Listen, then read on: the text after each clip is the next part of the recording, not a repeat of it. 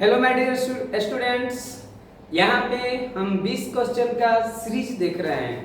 आप पढ़ रहे हैं क्लास 12 के चैप्टर यानी लेसन 1 के फिजिक्स का ऑब्जेक्टिव। फिर से सुने, क्लास 12 के ऑब्जेक्टिव पढ़ रहे हैं फिजिक्स के लेसन 1 का, वो भी टारगेट बुक के। टारगेट बुक का जो टारगेट बुक मार्केट मिलता है, हम लोग 4 गो वीडियो में पढ़ चुके हैं उसका, यानी पार्ट 1, पार्ट 2, पार्ट 3, पार्ट 4 करके 80 क्वेश्चन तक। यहाँ पे हम 81 नंबर क्वेश्चन को देख रहे हैं। आइए 81 क्वेश्चन को समझते हैं और बनाने की कोशिश करते हैं। डियर स्टूडेंट, 81 क्वेश्चन बहुत ही एक इम्पोर्टेंट क्वेश्चन है। यह एक अपने आप में बड़ा धैर्य रखता है। कह रहा है कि गोलीय संधारित्र की धारिता, यानी धारिता मतलब C से सूचित करते हैं, और इसका दिया है 1 माइक्रोफेराड, मतलब 1 गुणे 10 के पावर -6 कूलम। यह दे दिया है। कह रहा है कि गोले के बीच के रितिका, रितिका मतलब बीच के स्थान, यानी कितना दिया है 1 मिलीमीटर। एक यानी यहाँ पे दे दिया है किसका स्थान है, बीच के दूरी है, यानी R A minus R B लिख सकते हैं। आर ए माइनस यानी गोला ए को आर ए मान लिए और गोला बी को आर बी मान लिए, और इसके लिए हम लिखे हैं क्या चीज, तो 1 मिलीमीटर हम मिलीमीटर लिख सकते हैं, मतलब 10 के पावर -3 मीटर। ठीक है। अब हमारा बोला है कि इनकी त्रिज्या ज्ञात करें। गोले के यानी बाहरी गोले के त्रिज्या ज्ञात करना है, बाहरी गोले की त्रिज्या निकालना है।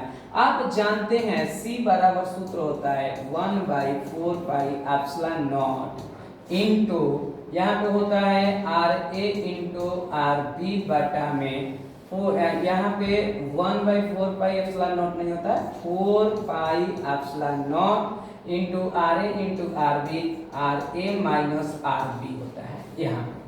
अब हमारा क्या होगा, ध्यान समझिएगा। C का मान कितना है, तो C का मान है 1 गुणे 10 के पावर -6 इक्वल टू, इसका मान क्या होगा आप जानते हैं 1/4 पाई एप्सिलॉन नॉट का मान होता है 9 गुणे 10 के पावर 9। हम इसको उलाट देंगे, तो उलाटेंगे तो हो जाएगा तो 4 pi epsilon naught equal to या 1 बटा में आ जाएगा, क्योंकि ये भी उलट जाएगा, नीचे बटा में क्या ऊपर चल जाएगा, 10 के पावर 9 यहाँ हो जाएगा। इस तरीके से हम चाहें तो इसको लिख सकते हैं, ऊपर में जाएंगे तो 10 के पावर -9 लिख सकते हैं। इस प्रकार से हमारा लिखा सकता है। तब हमारा यहाँ पे क्या हो जाएगा, तो यहाँ पे हो जाएगा 1/9 गुणे 10 के power -9। R A into R B का मान नहीं पता है, R A into R B का मान नहीं पता है, लेकिन ए माइनस बी का मान पता है 10 के पावर -3। ठीक है, यहाँ तक आपको समझ में आ रहा होगा। देखिए ये 3 गो माइनस में है, ये भी माइनस में, तो कट जाएगा, यहाँ 6 गो बचेगा। तब ई वाला गुणा में जा सकता है, 9 गुणे 10 के पावर -6 बचा, और इधर भी 10 के पावर -6 बचा, R A into R B -6 -6 cut जाएगा, 9 बच गया। इस बात पे थोड़ा सा चर्चा करते हैं। यहाँ पे इस बात को गहराई से समझिएगा। ये बीच के दूरी क्या दिया है, बीच के दूरी दिया है 1 मिलीमीटर, 10 के पावर -3। -3 के मतलब ये 2 गोले होते हैं, इनके बीच के दूरी मतलब बहुत कम, यानी बहुत कम इनके बीच के माइनर दूरी है, इसलिए हम इन दोनों गोले का त्रिज्या एक ही मानेंगे कि दोनों गोले की त्रिज्या एक गुणे है। तो इसलिए एक ही दोनों गोले की त्रिज्या होने के कारण हम इसको भी B को भी A लिख लेते हैं कि ये भी त्रिज्या A ही है। तो यह r स्क्वायर हो जाएगा, आर ए का स्क्वायर हो जाएगा। तो यह स्क्वायर है तो इधर करनी करेगा मन, चाहे दोनों तरफ वर्क कर देंगे, तो यहाँ पे r और आर ए इधर भी वर्क करेंगे। यह जाने कभी इधर से इधर करनी नहीं होता, मैथ में ऐसा होता ही नहीं है। इसका वर्गमूल करेंगे, लिखेंगे दोनों तरफ वर्गमूल करे में पे पूरा थ्योरी को समझें। यहाँ 9 का यानी कीजिएगा तो कितना आएगा 3, और ये भी मीटर में तो मीटर, और आर स्क्वायर है तो आर ए का मान आ गया 3 मीटर। इसमें देख लीजिए 3 मीटर कहाँ दिया है, तो this is right answer D. This is right answer, D होगा हमारा। और डी पर आप टिक लगा लीजिए। यहाँ से इसको चाहें तो आप स्क्रीनशॉट ले सकते हैं। बहुत मस्त क्वेश्चन है, इसको एक बार बनाएं आप जरूर, क्योंकि इस क्वेश्चन को बनाने में जो लोग पढ़ रहे होंगे वो समझ पाएंगे कितना इंपॉर्टेंस ये क्वेश्चन रख रहा है। अगला बात को समझें। एक बिंदु पृष्ठ के अंदर एक विद्युत द्विध्रुव स्थित है, तो बंद पृष्ठ से निर्वात यानी निर्वात के कुल कर रहा है कि निर्गत कुल विद्युत फ्लक्स का मान क्या होगा। ध्यान से समझ लीजिएगा एक बात को। कर रहा है कि बंद पृष्ठ के अंदर एक विद्युत द्विध्रुव स्थित है। मैं ऐसा क्वेश्चन पीछे ही बनाया है, तो आपको मैं बताता हूं विद्युत फ्लक्स का मान हम ऑलरेडी आपको बता रखे हैं।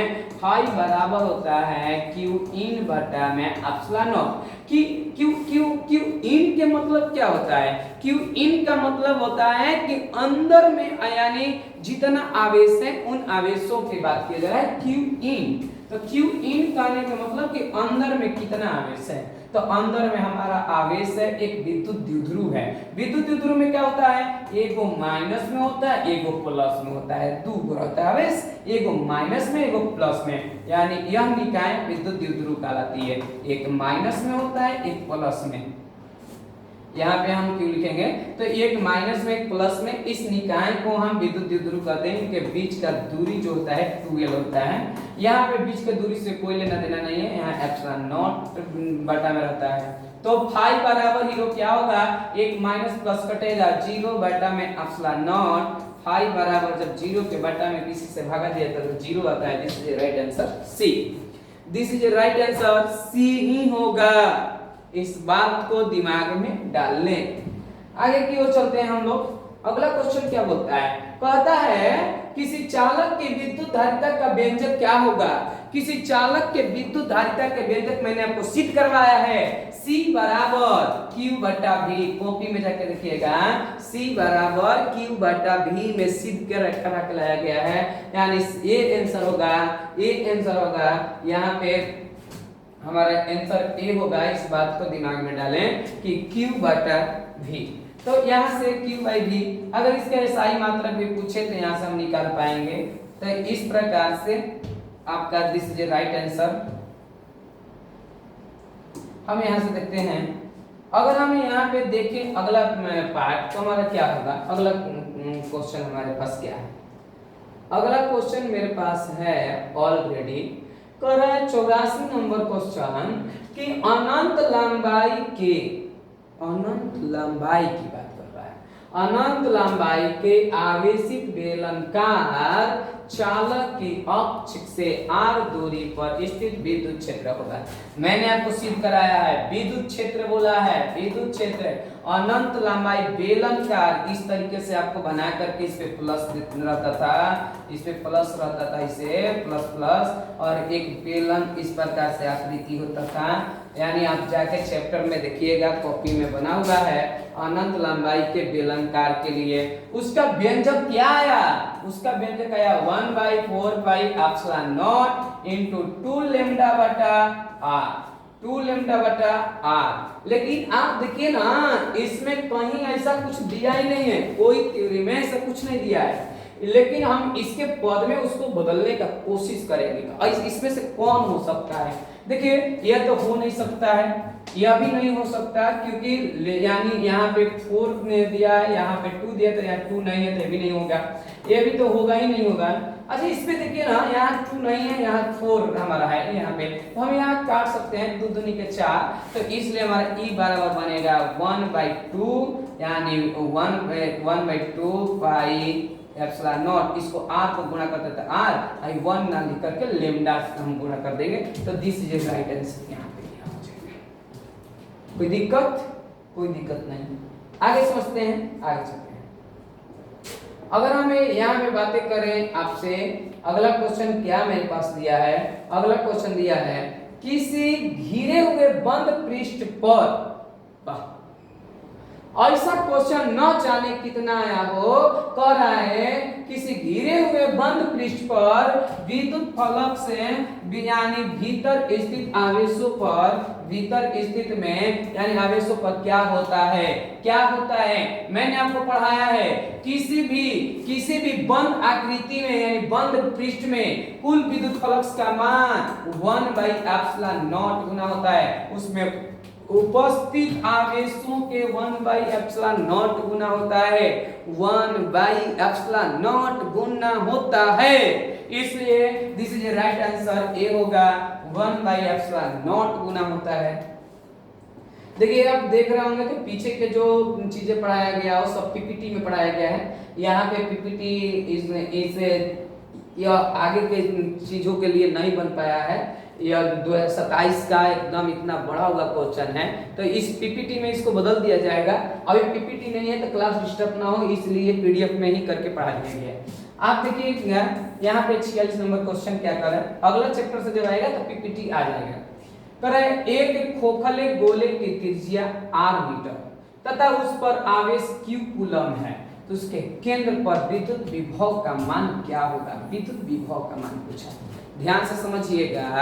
हमारा आवेश का यानी विद्युत विभव दिया है आवेश के हिसाब से, q आवेश है, तो मैंने आपको क्या पढ़ाया, मैंने आपको पढ़ाया विद्युत विभव बराबर 1/4πε0 × q बटा r, मैंने नहीं पढ़ाया, लेकिन ऐसा करके नहीं दिया है, इसको ऐसे के पदों में चेंज करने की कोशिश करेंगे। तो हमारा q से 1 में गुणा होगा तो q होगा, और यहाँ पे 4πε0 × r होगा। तो देखिए ऐसा क्वेश्चन कहाँ दिया है, तो यहाँ पे दिया है q बटा 4πε0 × r।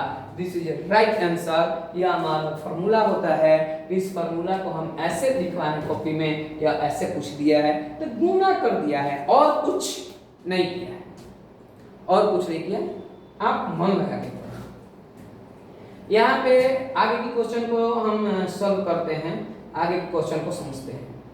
कह रहा है किसी विद्युत क्षेत्र में चालक को यानी रखने पर उसके अंदर विद्युत क्षेत्र का मान होगा। मैंने 50 बार बता चुका, यह 51 बार बता रहा हूं, 51 बार बता रहा हूं कि जब भी आपके विद्युत क्षेत्र के अंदर की बात कहेगा, यानी जब भी चालक के यानी अंदर की बात कहेगा और विद्युत क्षेत्र पूछेगा, अंदर में जब भी विद्युत क्षेत्र पूछेगा एक ही बात होगा, जीरो होगा, जीरो होगा, जीरो होगा, जीरो होगा। जब भी अंदर में पूछेगा जीरो ही होगा।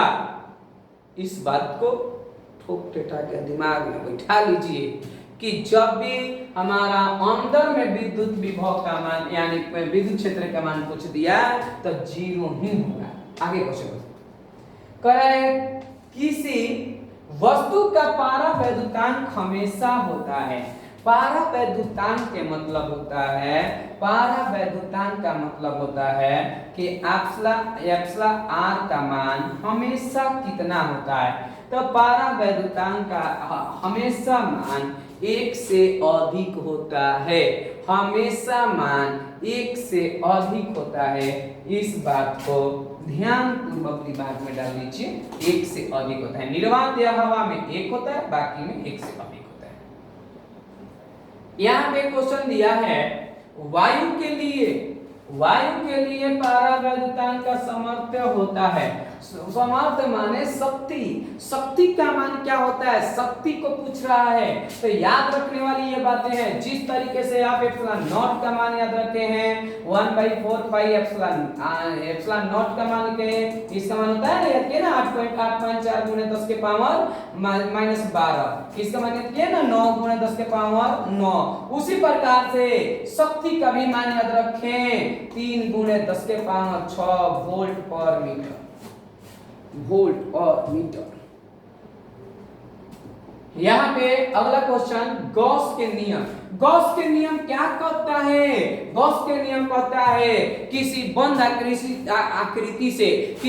आकृति से गुजरने वाले विद्युत फलक का मान उसमें उपस्थित आवेशों के 1/ε0 गुना होता है। क्या कहता है?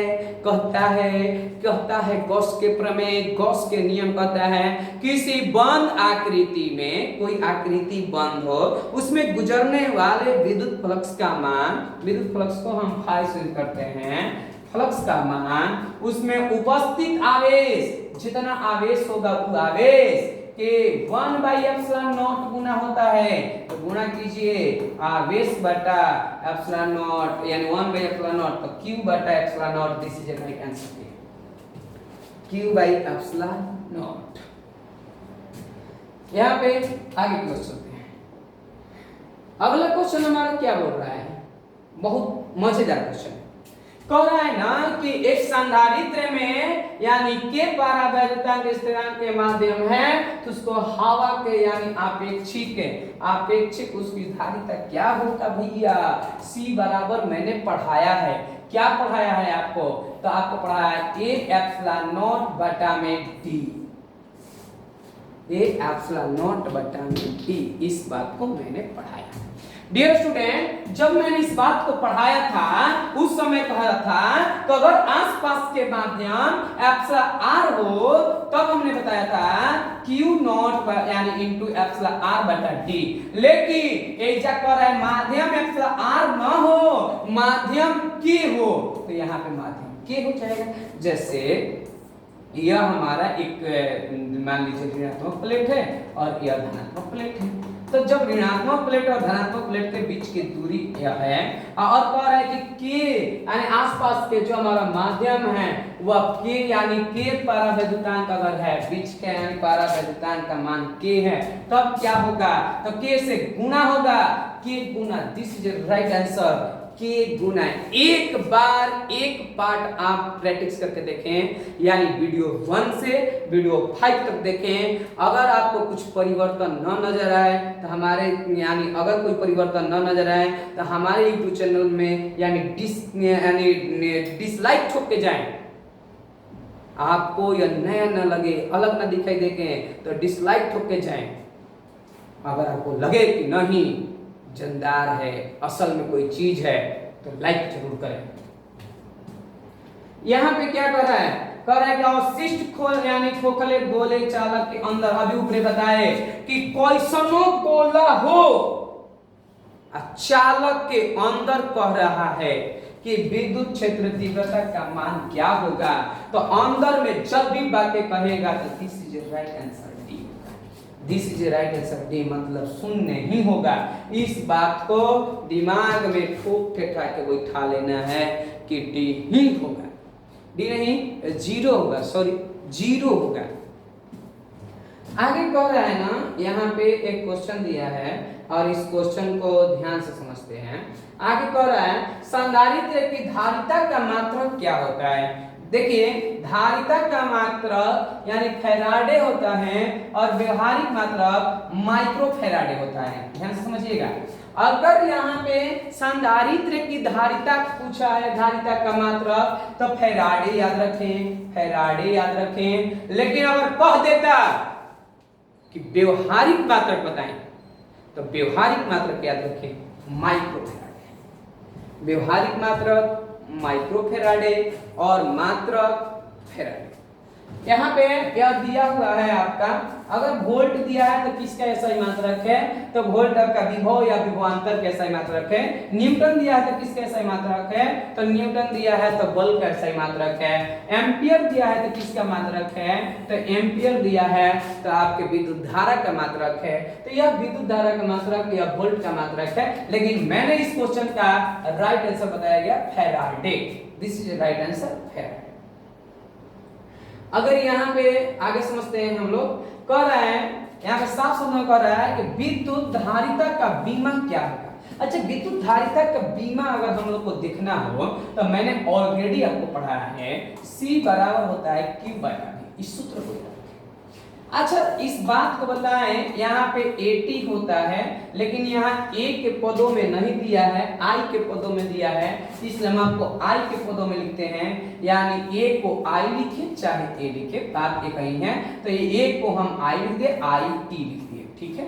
अच्छा, और इसका क्या बोल रखा है भैया, बोल रखा है यानी विभव है, विभव का बीमा क्या होता है, तो एम एल स्क्वायर और टी के पावर -3 होता है। एम एल स्क्वायर टी के पावर -3 होता है और आई के पावर -1 होता है। यहाँ पे बात को समझिए, यानी v का मान होता है एम एल स्क्वायर टी के पावर -3 और i के पावर -1। यह आपके v का मान है, मैंने रख दिया।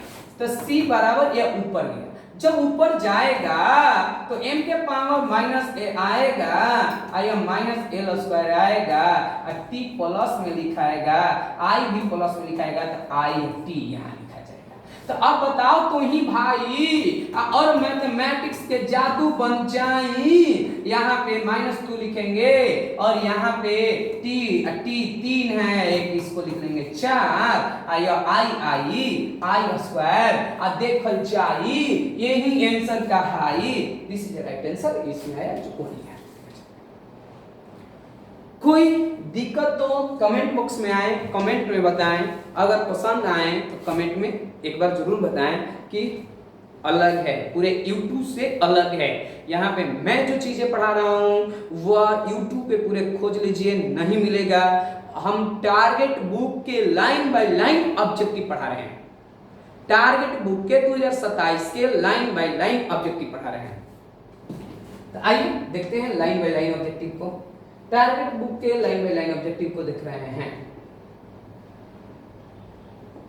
अगला कह रहा है कि आवेशित खोखले गोलाकार चालक के केंद्र पर, आवेशित खोखले गोलाकार चालक के केंद्र पर क्या होगा। मैंने बताया चालक के केंद्र कहाँ रहता है भैया, केंद्र अंदर में रहता है भैया।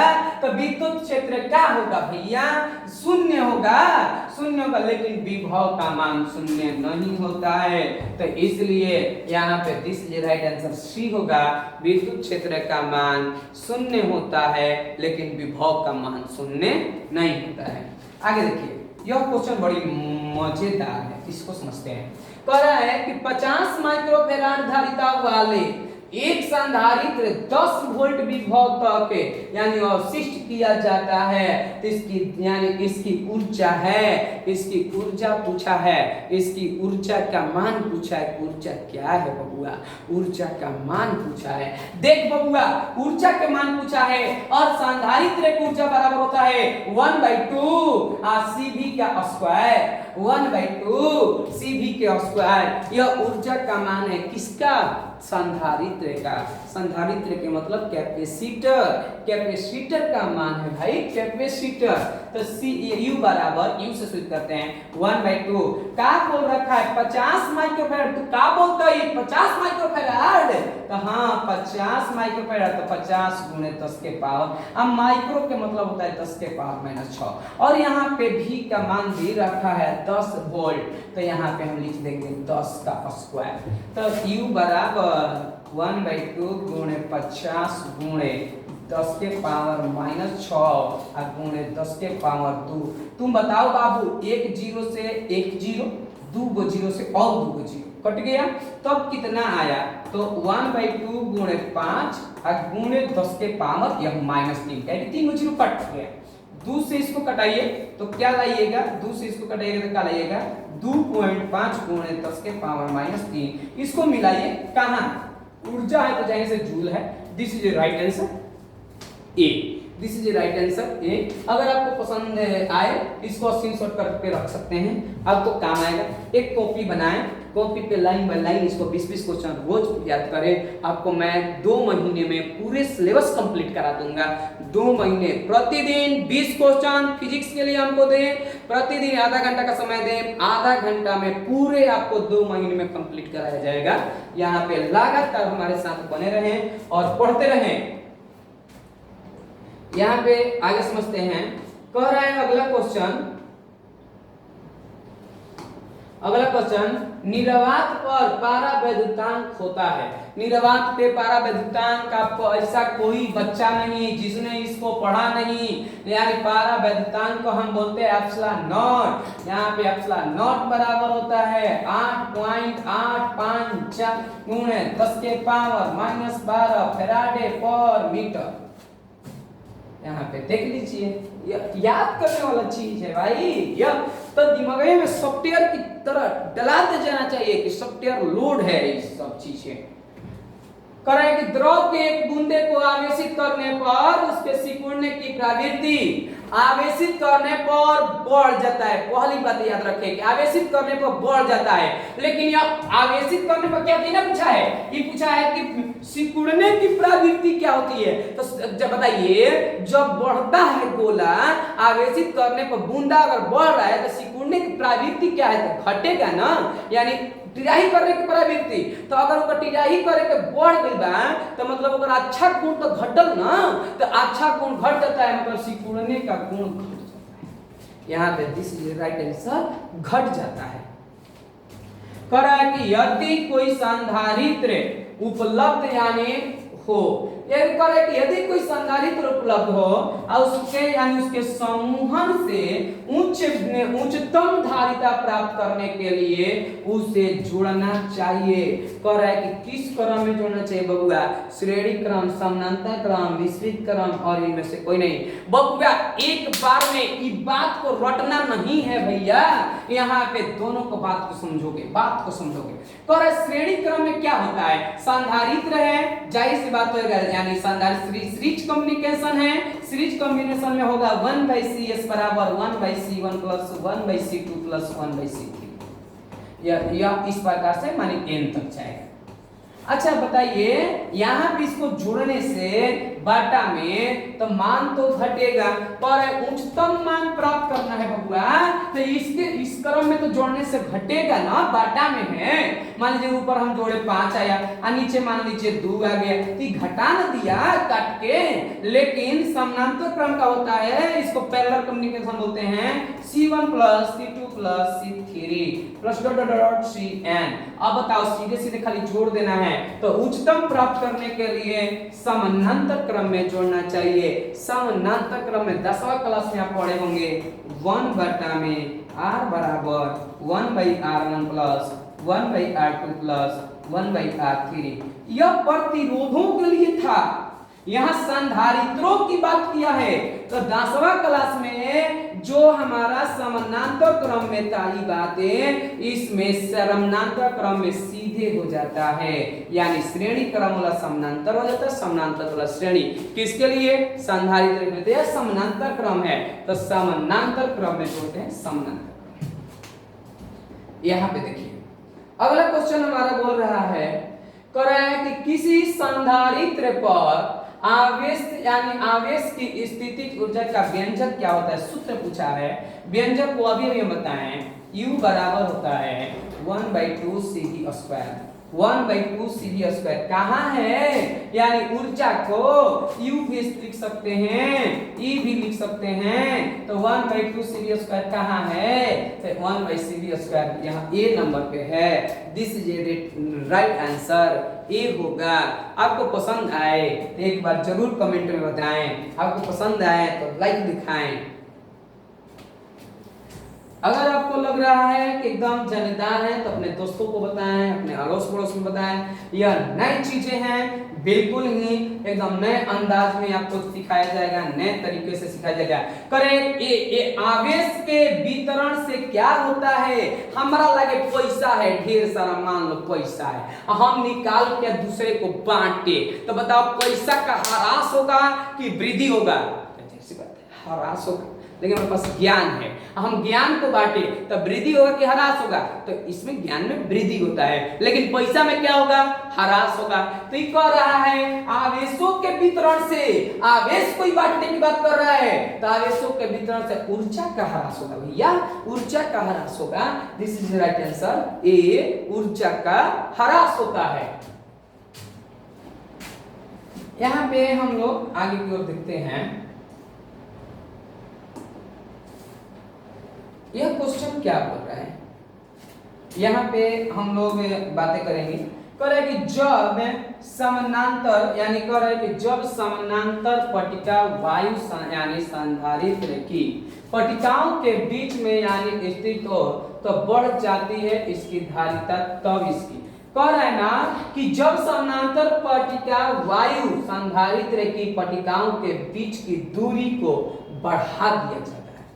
कह रहा है कि अगर समानांतर प्लेट संधारित्र है, सीधी सी बातों में एगो पर प्लस होगा एगो पे माइनस होगा, मान लो इस पे माइनस है, इनके बीच के दूरी को बढ़ा दिया जाए तब कह रहा है कि बीच के दूरी को बढ़ा दिया जाता है तो धारिता का मान क्या होता है?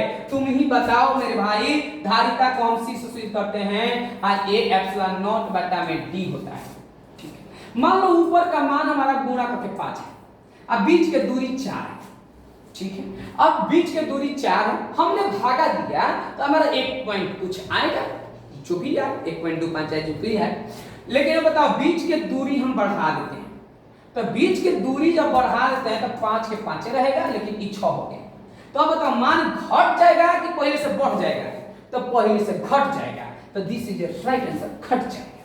पहले से क्या होगा, लॉजिक के साथ समझा जाए कि पहले से क्या हो जाएगा तो घट जाएगा, यानी संधारित्रों के बीच के दूरी को बढ़ा देने से यानी घट जाती है, मान क्या हो जाती है, मान घट जाती है। This is the right answer, घट जाती है। आगे देखिए यहाँ पे करें कि समान संधारित्र इन संधारित्रों को पहले समानांतर क्रम में और फिर श्रेणी क्रम में जोड़ा जाता है और दोनों अवस्थाओं के तुल्य धारिताओं का अनुपात क्या होगा? बबुआ अनुपात पूछता ही, अनुपात किसका? तो पहले कह रहा है समानांतर क्रम और फिर कह रहा है यानी श्रेणी क्रम। ध्यान से समझने की कोशिश कीजिएगा बबुआ, एकदम गौर पूर्वक। पहले नंबर हम आवेशों के मान को निकालते हैं, इन संधारित्र है तब। अगर हम यहाँ पे लिखें श्रेणी क्रम यानी श्रेणी क्रम, तो अगर श्रेणी क्रम में देखें तो क्या होगा संधारित्रों के लिए? होगा 1/c बराबर 1/c plus 1/c plus 1/c। ठीक है, लेकिन कितने तो plus dot dot dot dot dot dot 1/c n तक। n पद है, n पद पर है, n संधारित्र है n पद तक। ठीक है, तब हमारा 1/c बराबर क्या होगा? इसको स्विच कॉम्बिनेशन है तो इसलिए s लगा देते हैं।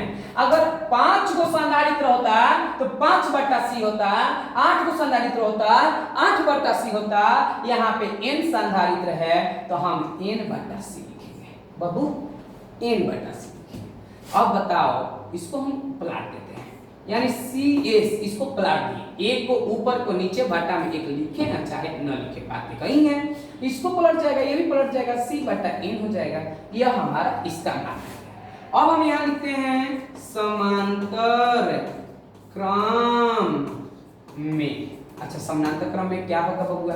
समानांतर क्रम में c बराबर c, इसको लिखेंगे c बराबर c प्लस c2 में, यानी c1 प्लस c2 यानी c हमारा कुल संधारित्र समान है।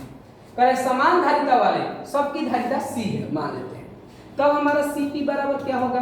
यानी 5 को रहता तो 5c होता, लेकिन 6 को रहता तो 6c होता, लेकिन n पद तक है इसलिए हमारा होगा यानी n80। 6 को रहता 6c, 5 को रहता 5c, n को है nc। अब क्या कह रहा है? अब कह रहा है अनुपात। केकर पहले बोला है? पहले कह रहा है कि समानांतर क्रम, अब फिर कह रहा है कि श्रेणी क्रम। तो अब देखो बाबा, श्रेणी क्रम बाद में कर रहा है, समानांतर माने Cp पहले और CS बाद में। अच्छा, Cp का मान कितना आया? तो Nc दिया है बबुआ, Nc दिया है। अब बटा में E कितना दिया है? C बटा में N दिया है। बताइए, C से C कटेगा, अब cos कटेगा, बटा के बटा हो जाएगा, ऊपर ही जाएगा, बटा में बटा हो जाएगा, ऊपर ही जाएगा, तब तो n स्क्वायर आएगा। This is the right answer, n square कहलाएगा। This is the right answer, n square हो जाएगा। यह एक बहुत मजेदार थ्योरम है, इस बात को ऐसे समझना है, रटना मना है। हमारे रहते रटना मना है। यहाँ पे समझने की जरूरत है। हम समझाते हैं, हम समझाते हैं। यहाँ ध्यान से सीखेंगे। यह हमारा आपके लास्ट क्वेश्चन 2 और बच गया है। इन क्वेश्चनों कॉन्सेप्चुअल क्वेश्चन है, ध्यान समझते हैं। कह रहा है कि संधारित्र के समानांतर क्रम संयोजन में जो यानी राशि प्रत्येक संधारित्र में समान होता है उसे क्या कहते हैं? ध्यान से बाबू, समान होता है। आप जानते हैं समानांतर क्रम संधारित्र किसे कहते हैं? तो संधारित्रों के वैसा संयोजन, दो संयोजन होता है, एक श्रेणी क्रम, एक समानांतर क्रम। तो संधारित्रों के वैसे संयोजन जिसमें विभवांतर का मान समान है, विभवांतर, यही विभवांतर का मान समान हो, तो विभवांतर का मान जिसमें समान हो वह आपका विभवांतर का मान समान हो वह समानांतर क्रम कहलाता है। और जिसमें आवेशों का मान समान हो और विभवांतर का मान भिन्न भिन्न हो उसको श्रेणी क्रम कहेंगे। ध्यान से बात को समझिए। अगर यह श्रेणी क्रम कह देता तो हमारा आवेश लिखा था, लेकिन हमारा श्रेणी क्रम यहाँ नहीं बोला है, यहाँ समानांतर क्रम बोला है। तो समानांतर क्रम बोला है तो आवेश नहीं विभव। समानांतर क्रम में विभव का मान समान होता है, विभव का मान समान होता है। और श्रेणी क्रम में आवेशों का मान समान होता है और विभव में अंतर होता है। आगे समझते हैं। कह रहा है कूलॉम का नियम मान्य है। कूलॉम के नियम कह रहा है केवल बिंदु आवेशों के लिए। बिल्कुल सही बात है, बिंदु आवेशों के लिए केवल यह होता है, यानी बिंदु आवेशों के लिए। दिस इज राइट आंसर, बाकी पढ़ने की जरूरत नहीं है। यानी कूलॉम ने अपना नियम दिया था, बिंदु आवेशों के लिए मान सत्य होता है। आज के लिए इतना ही है, फिर से देखेंगे हम लोग। हम क्या पढ़ रहे हैं? टारगेट बुक के objective line by line chapter, यानी बाय चैप्टर। हम टारगेट बुक के ऑब्जेक्टिव पढ़ रहे हैं। क्लास 12 के फिजिक्स का लेसन यह 1 है, 5वां यज्ञ है। आज के लिए इतना ही, हम फिर मिलते हैं अगले एपिसोड में।